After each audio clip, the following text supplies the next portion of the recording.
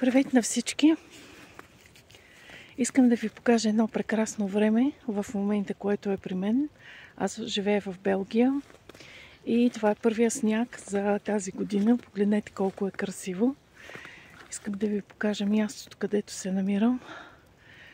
Тук живея и има страхотен парк, в който разхождам домашния си любимец. И днес той сега, даже в момента, си играе и тича тук по снега. За какво исках да ви кажа, че всеки може да живее на подобно място. До преди 3-4 години аз нямах представа, че ще живея тук. Въобще не съм си го и помисляла, но всичко това съм си го изманифестирала в рамките на 2 месеца и то се случи. Така че сега, ето може да видите къщата, в която живея и наоколо какво има около нея.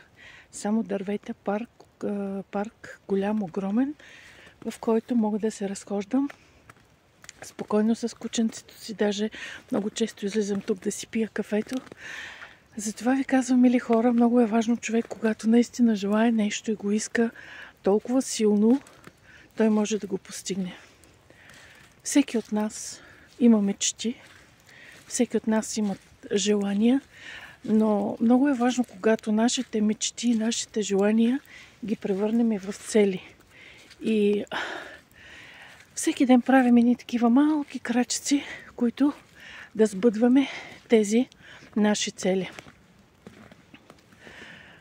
Не е лесно в началото, не се получава в началото винаги, но пък за сметка на това, което получаваме след това, се заслужава. Наистина да мечтаеме. Ето, погледнете обстановката. Аз съм много щастлива и радостна, че мога да живея на такова място. И скоро време ще направя една жива среща, в която ще ви покажа и ще ви разкажа как можете с лекота да изманифестирате всичко това, което искате да имате във вашия живот. Така че очаквайте в най-скоро време информация от мен. Кога и къде ще бъде нашата среща. А сега ви пожелавам един приятен ден, изпълнен с много вълшебства и много красота.